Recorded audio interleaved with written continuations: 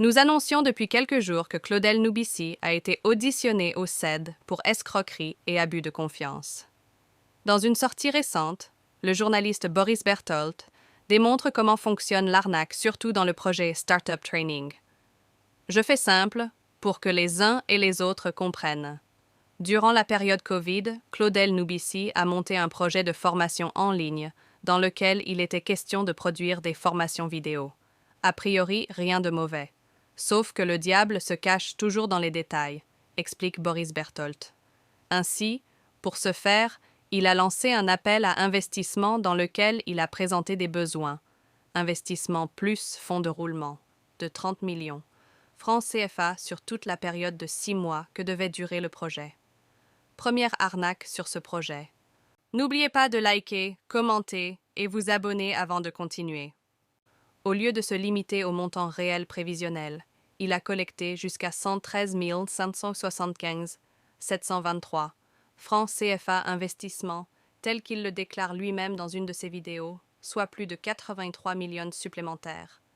La rentabilité à atteindre avec la marge d'intérêt de 50% qu'il a promise était de 160 363 184 francs CFA, ajoute-t-il. Tes comptes ont été bloqués en août 2023.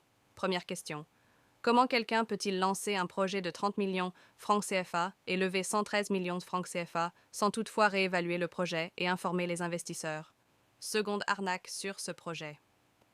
6 mois plus tard, lors de la présentation du bilan à ses investisseurs, il leur déclare un chiffre d'affaires généré de 117 710 771. Le projet nécessitait 30 millions pour être réalisé. Tu réalises plus de 117 millions de francs CFA avec le reliquat, on obtient exactement 201 millions, relate-t-il. Bon, je te fais même cadeau des 1 million, restons sur 200 millions. Sur 200 millions, comment se fait-il que depuis décembre 2021, tu n'as pas pu rembourser tous tes investisseurs qui n'attendaient que 170 millions?